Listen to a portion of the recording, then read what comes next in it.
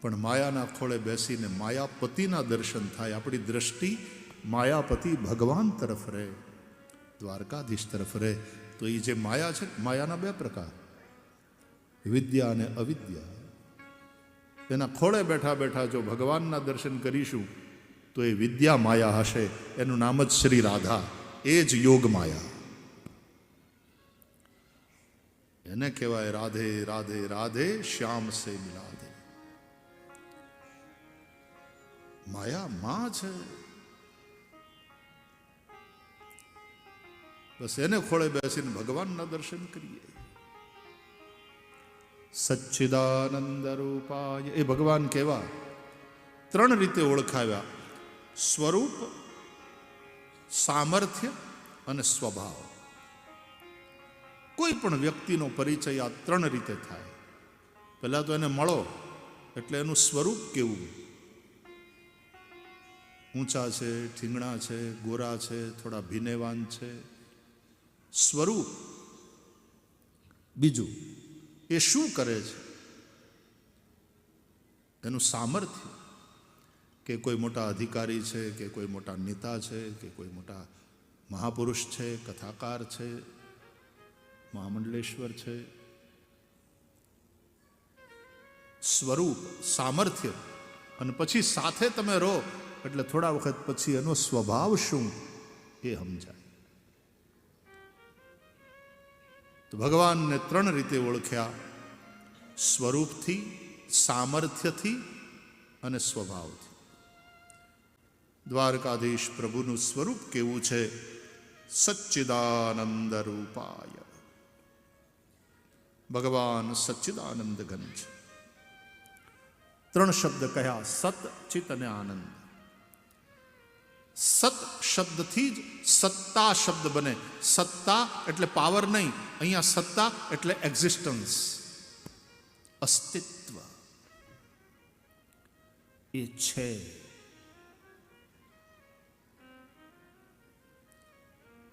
પહેલા એનો સ્વીકાર કરો કે ઈશ્વરની સત્તા છે.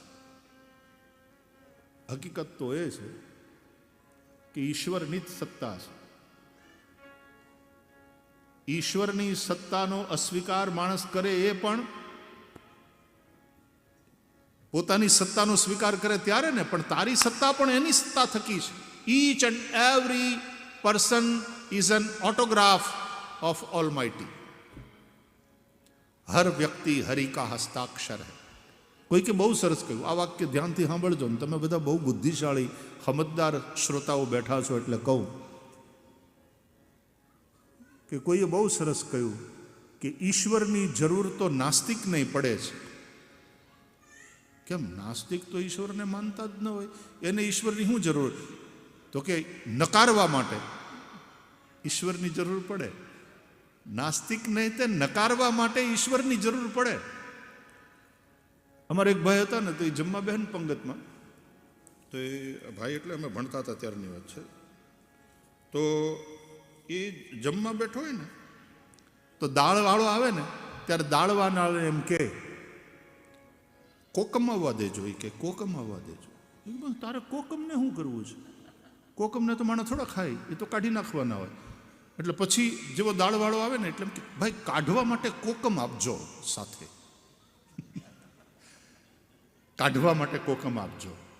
એમ નાસ્તિકોને નકારવા માટે ઈશ્વર આપજો. तो ईश्वर की जरूरत तो नास्तिक को भी पड़ेगी. क्यों? नकारने के लिए. नहीं तो नकारे कोने? એટલે નાસ્તિકને ઈશ્વરની જરૂર પડે. એક ઠેકાણે છે ને રેલગાડીમાં કોઈ ટ્રેન ટાઈમે આવે નહીં. કોઈક 2 કલાક મોડી, કોઈક 4 કલાક મોડી, કોઈક 8 કલાક મોડી. તો એકવાર તો 11 કલાક મોડી પડીને તો પેસેન્જર બધા પ્લેટફોર્મ ઉપર બેઠા બેઠા કંટાળ્યા ને પછી તો તોફાને ચડ્યા.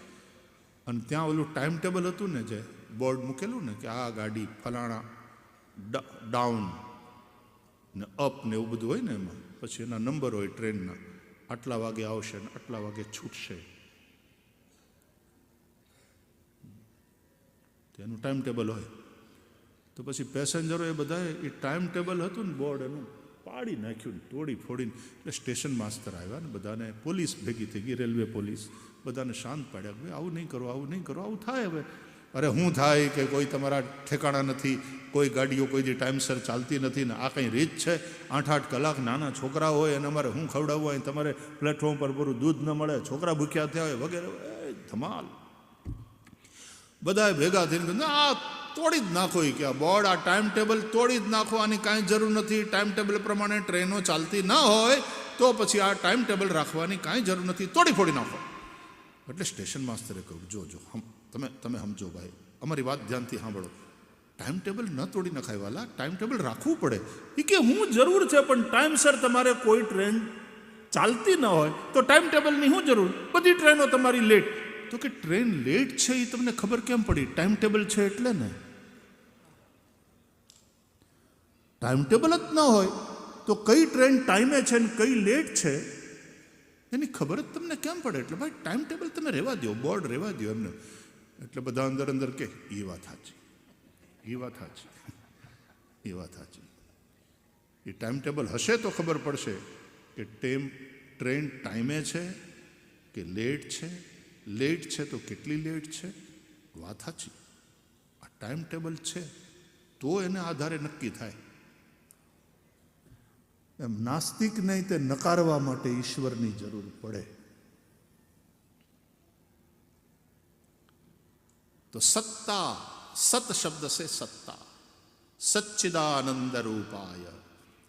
तो भगवान के स्वरूप के विषय में 3 शब्द, सत, चित और आनंद. तो सत से सत्ता.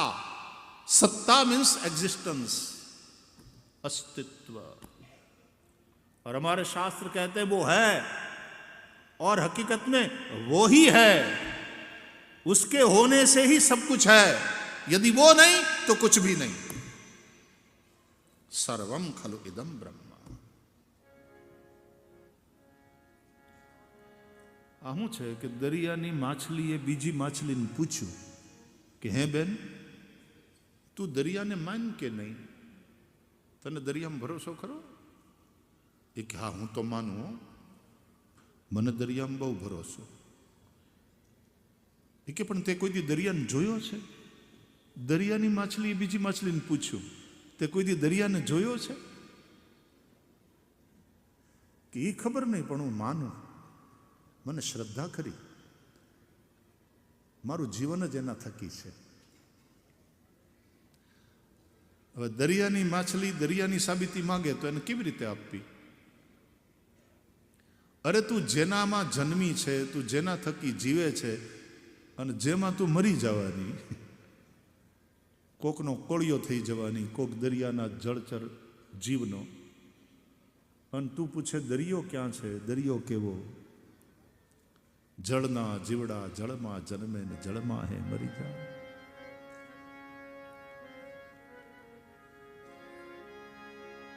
જળના જીવડા જળમાં જન્મે, જળના જીવડા જળમાં જન્મે, જળમાં હે મરી જાય રે.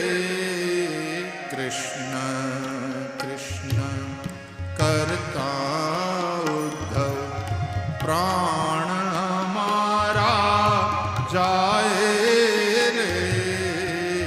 કૃષ્ણ કૃષ્ણ કરતા ઉદ્ધવ, પ્રાણ મારા જાય રે. પ્રાણ મારા જાય ઉદ્ધવ, પ્રાણ અમારા જાય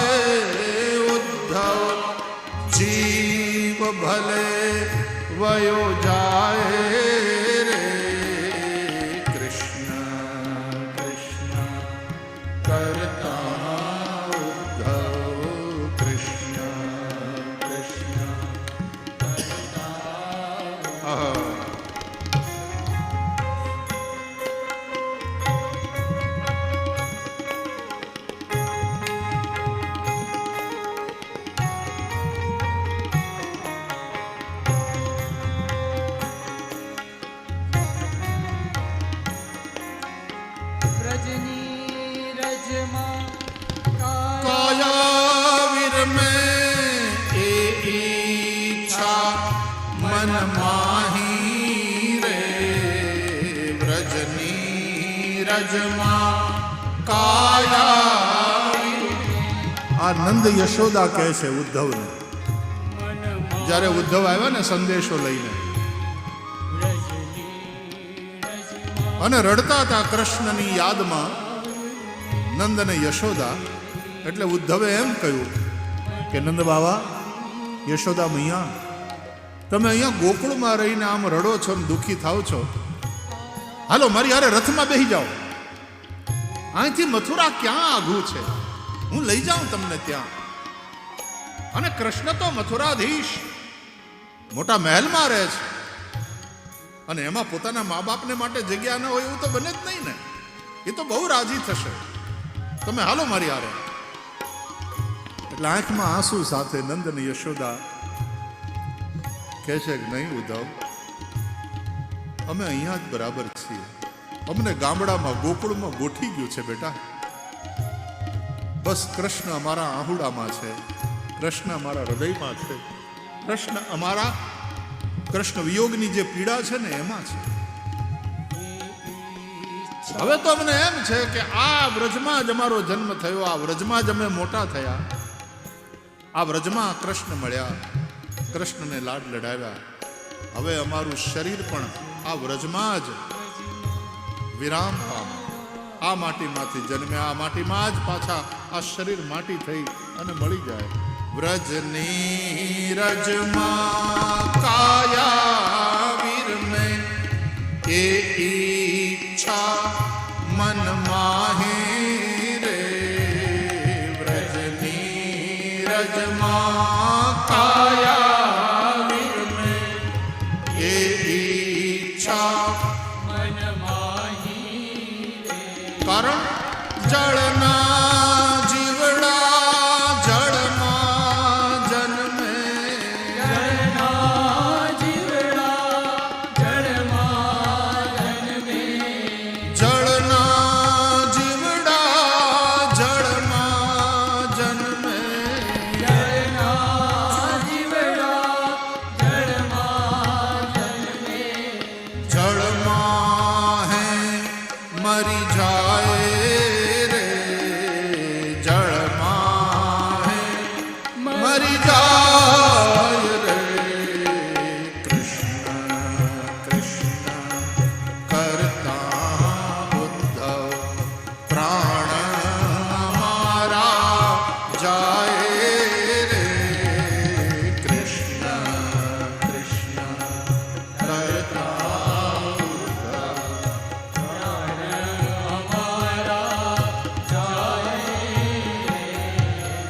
પ્રાણ અમારા જાય ઉદ્ધવ.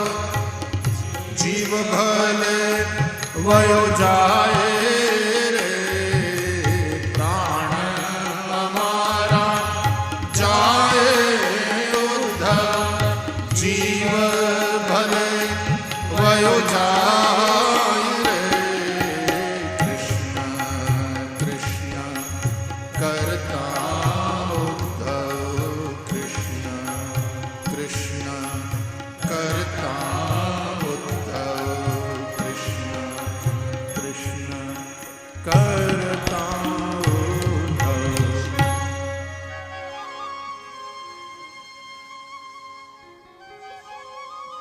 मछली जल से ही पैदा होती है, मछली जल में ही जिंदा रहती है, मछली जल में ही विलीन हो जाती है. मछली के लिए जल ही जीवन है, वो जल रूप ही है. એની જ સત્તા છે, એ પરમાત્માની જ સત્તા છે. અને એટલા માટે આપણા વેદો કહે છે સર્વમ ખલુ ઇદમ બ્રહ્મ. This whole existence is nothing but him. यह संपूर्ण अस्तित्व जड़ चेतन स्थूल सूक्ष्म इज नथिंग बट हिम. वो सब कुछ वही है. वेद मंत्रों ने सांभळो. पुरुष ए वेदम सर्वम, जो कुछ है वही है. सत्ता बीजू सच्चिदानंद रूपाय સતની સાથે સાથે એ પરમાત્મા ચિદરૂપ પણ છે. એ જડ નથી, એ ચૈતન્ય છે. જેને તમે જડ કહો છો એ પણ સુતેલી ચેતના છે. આ ભક્ત પ્રહલાદ માટે ભગવાન થાંભલો ફાડી અને નરસિંહ ભગવાન પ્રગટ થયા એ શું સૂચવે છે? ઘણાને એમ થાય કે આ તો પુરાણો છે ને, આવી બધી આમ ચમત્કારની જ વાત. થાંભલો ફાડીને નરસિંહ ભગવાન પ્રગટ થયા. નરસિંહ ભગવાનનું રૂપ પણ ઉપરથી સિંહ ને નીચેથી મનુષ્ય. નાયમ મૃગો નાપી નરો વિચિત્રમ અહો કિમે તંદ્રુ મૃગેન્દ્ર રૂપમ. ये कैसा विचित्र रूप है? આવું બધું બને? હું હંમેશા કહું કથાના પ્રારંભે કે ભાઈ કથા સાંભળવી હોય ને પુરાણોની, અને ભાગવત મહાપુરાણ છે, તો એ બુદ્ધિથી નહીં સાંભળો, મનથી સાંભળો, દિલથી સાંભળો. કથાને સમજવાની હોય બુદ્ધિથી, સાંભળો મનથી. तात सुनहु सादर मन लाई, फिर उसके रहस्य को समझोगे. पहले श्रवण तो करो, फिर मनन करना, तो એનું રહસ્ય સમજાશે. થાંભલા ફાડીને ભગવાન નરસિંહનું પ્રગટ થવું, હિરણ્યકશિપુને મારવો, એ શું બતાવે છે? થાંભલો તો જડ છે. એ જડ થાંભલામાંથી ભગવાન નરસિંહ પ્રગટ થયા.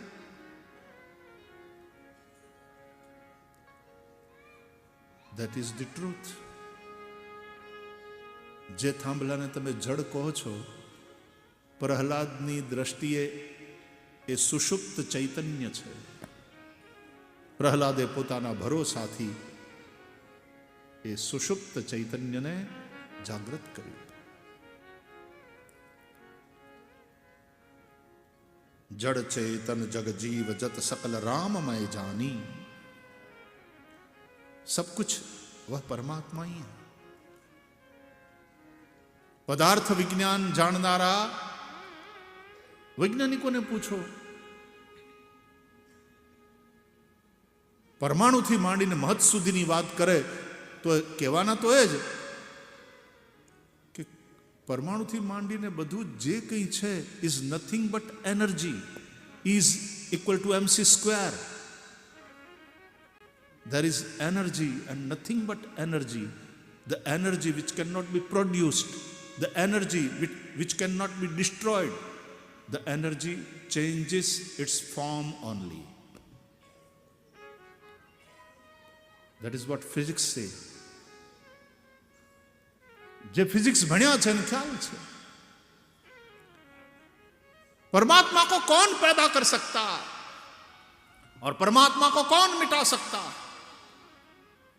एक परम शक्ति.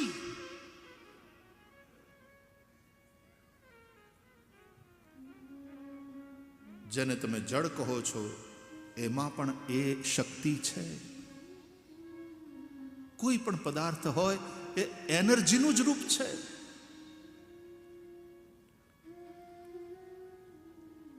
પ્રકૃતિ અને પુરુષનો આ ખેલ છે.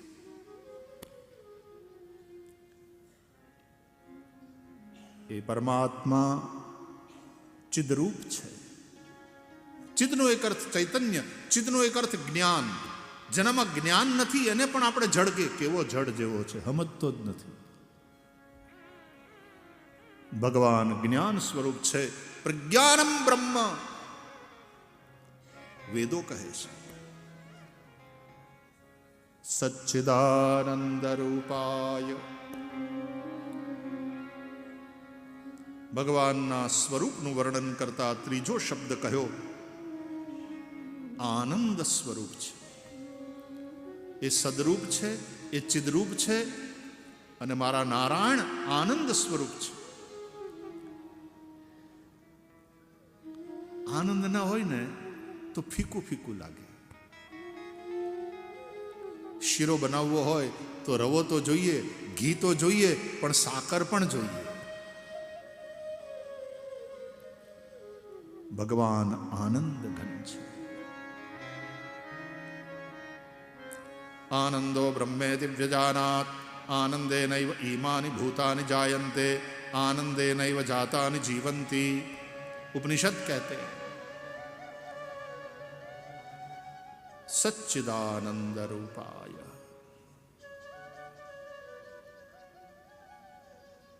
આ સત સાથે કર્મ જોડાયેલું છે, ચિદ સાથે જ્ઞાન જોડાયેલું છે, આનંદ સાથે ભક્તિ. એટલે કર્મ, જ્ઞાન અને ભક્તિ. સચ્ચિદાનંદ રૂપાય શ્રી કૃષ્ણાય વયમ નમઃ. એવા સચ્ચિદાનંદ સ્વરૂપ શ્રી કૃષ્ણને અમે બધા નમસ્કાર કરીએ છીએ. આ નમસ્કાર કરો એમાં પાછી 3 વસ્તુ જોઈએ. 2 હાથ જોડો, માથું ઝુકાવો અને હૃદયના ભાવને ભેળવો. હૈયું, મસ્તક અને હાથ, 3 વસ્તુ જોઈએ. ગુજરાતી ભાષાના મૂર્ધન્ય કવિ ઉમાશંકર જોશીની પંક્તિઓ છે. 3 વાના મુજને મળ્યા, હૈયું, મસ્તક અને હાથ, બહુ દઈ દીધું નાથ, ચોથું નથી માગવું. આ 3 વસ્તુ આપીને હે મારા નાથ તે મને ધનવાન કરી દીધો, હવે ચોથું કશું નથી માગવું. 3 વાના મુજને મળ્યા, હૈયું, મસ્તક, હાથ. 3 વાના મુજને મળ્યા, હૈયું, મસ્તક, હાથ, બહુ દઈ દીધું નાથ, ચોથું નથી માગવું.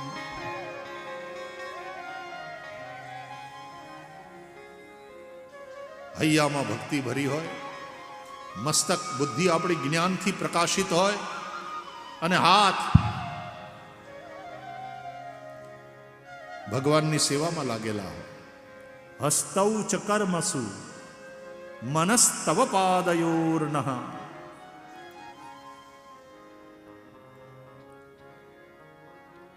હાથ સાથે કર્મ, હૈયા સાથે ભક્તિ અને મસ્તક સાથે જ્ઞાન. આનું કનેક્શન છે. સચ્ચિદાનંદ રૂપાય. હવે ભગવાનનું સામર્થ્ય કેવું? વિશ્વોત્પત્યાદિ હેતવે.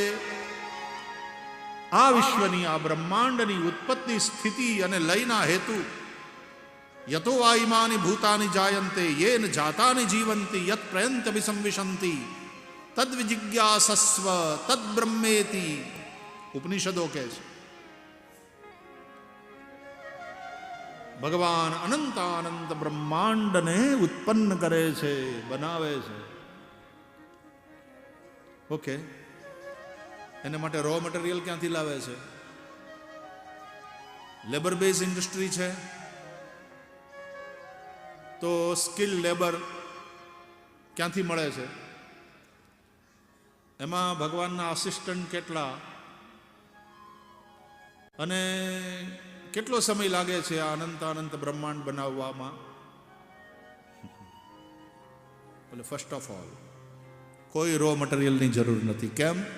બોલે સંકલ્પથી જ સૃષ્ટિ ઉત્પન્ન કરે છે. સો અકામયત બહુશ્યામ પ્રજાયેય. આપણા ઉપનિષદો કહે છે એને સંકલ્પ કર્યો, એને વિચાર કર્યો. કોણે? પરબ્રહ્મ પરમાત્માએ. બહુશ્યામ પ્રજાયેય.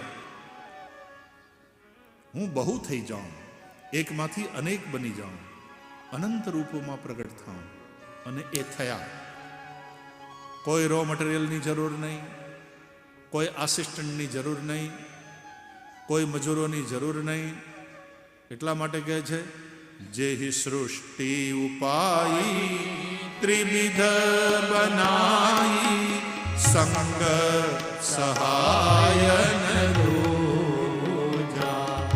જેહી સૃષ્ટિ ઉપાઈ ત્રિવિધ બનાઈ સંગ સહાયન રોજા. સો કરવું અઘારી ચિંત હમારી જાનીય ભક્તિ ન પૂજા. સો કરવું અઘારી. ચિત્ત હમારે જાનિયા ભગતિન પૂજ. બ્રહ્માંડની કાયા નિર્મિત માયા. બ્રહ્માંડની કાયા નિર્મિત માયા. રોમ રોમ પ્રતિભેદ કરે. સોમમ ઉર્વાસી યહ ઉપહાસી. સુનત ધીરમતિ ધીર ન રહે. ભય પ્રગટ કૃપાલા દીન દયાલા. કૌશલ્યા હિતકારી. કૌશલ્યા હિતકારી. કૌશલ્યા હિતકારી.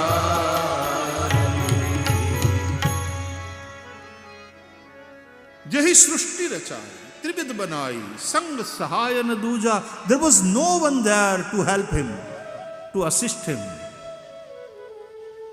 કોઈ રો મટીરિયલ નહીં, કોઈ મશીનરી નહીં, कोई साथी संगी हेल्पर नहीं. क्यों? क्योंकि उस परमात्मा ने संकल्प से ही सृष्टि बनाई. कैसे भगवान आंख खोली ने तो सृष्टि थई. એ હવારે તમે ઉઠો છો ને, આંખ ખુલે છે ને, અને તમારો સંસાર ચાલુ થાય છે કે નહીં? બધું યાદ આવી જાય છે કે નહીં? ક્યાં પડ્યા છો, હવે શું કરવાનું છે, ક્યાં જવાનું છે, આજે કોને કોને મળવાનું છે, માથે દેવું કેટલું, અને ફળનારા નવભાથીને ભાગો છો કે નહીં? ભગવાને આંખ ખોલી અને સૃષ્ટિ થઈ. આંખ ભગવાનની ખુલ્લી રહી એટલે ભગવાનની કૃપા દ્રષ્ટિથી સૃષ્ટિ રહી. પહેલા થઈ, પછી રહી, અને પછી આંખ બંધ કરીને તો સૃષ્ટિ ગઈ. ભ્રુકુટી બિલાસ સૃષ્ટિ લય હોય. ભગવાન આંખ બંધ કરીને પાછા હોઈ ગયા, બધું પૂરું. તમે આંખ બંધ કરીને હોઈ જાઓ છો, નાખોડા ઢળવા માંડો છો, ગાઢી ઊંઘમાં, પછી તમારી સૃષ્ટિ રહે છે? પછી કોણ છો, ક્યાં પડ્યા છો, કાંઈ યાદ રહે છે? સૃષ્ટિનો લય થઈ જાય છે કે નહીં થોડી વાર માટે? નિદ્રા એક પ્રકારનો લય છે. ભાગવતમાં 12મા સ્કંદમાં 4 પ્રકારના પ્રલયની કથા કહી છે શુકદેવજીએ. એમાં નિદ્રા એ નિત્ય પ્રલય છે, નિત્ય થતો પ્રલય. એ જો 7-8 કલાક નિત્ય પ્રલય ન થાય ને તો તમે ગાંડા થઈ જાઓ સાહેબ. 2 દી ખાવા ન મળે ને તો કાંઈ એટલો બધો ફેક ન પડે. 3 દી હુવા ન મળે બિલકુલ.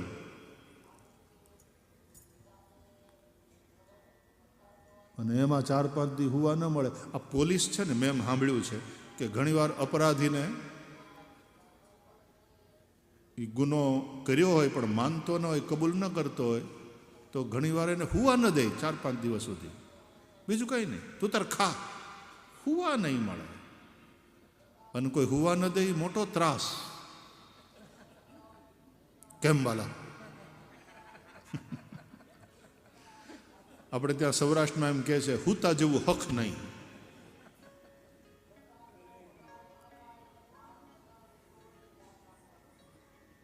તમારા બધા કોષો પાછા જીવિત થઈ જાય. તમે 7 કલાક 8 કલાક સૂવો છો ને એટલે આંખ ખોલી ભગવાને એટલે સૃષ્ટિ થઈ. આંખ દ્રષ્ટિ ભગવાનની પડી ત્યાં સુધી સૃષ્ટિ રહી, અને પછી પાછી ભગવાનની આંખ શેષ શૈયામાં, ક્ષીરસાગરમાં, શેષ શૈયામાં, પછી ભગવાનની પાછી જ્યાં આંખ બંધ થઈ એટલે સૃષ્ટિ ગઈ. આ ભગવાનનું સામર્થ્ય. વિશ્વોત્પત્યાદિ હે તવે. અને મારા નારાયણનો સ્વભાવ બોલે તાપત્રય વિનાશાય. નમન કરવા માત્રથી પ્રસન્ન થઈ અને જીવના 3 પ્રકારના તાપ એટલે દુઃખને સમાપ્ત કરી દે છે, એનો વિનાશ કરે છે. આધિ વ્યાધિ ઉપાધિ બધું સમાપ્ત થઈ જાય છે. આધિદૈવિક આધિભૌતિક આધ્યાત્મિક 3 પ્રકારના દુઃખ તાપ મટી જાય છે જેની કૃપાથી. એવા શ્રી કૃષ્ણને બધા હવે ગાઓ અને નમસ્કાર કરો. શ્રી કૃષ્ણાય વયમ નુમઃ, કૃષ્ણાય વયમ નમઃ, શ્રી કૃષ્ણાય વયમ નમઃ. કૃષ્ણાય વયમ નમઃ. એવા શ્રી કૃષ્ણને, એવા શ્રીનાથજી બાવાને, એવા દ્વારકાધીશ પ્રભુને અમે નમન કરીએ છીએ.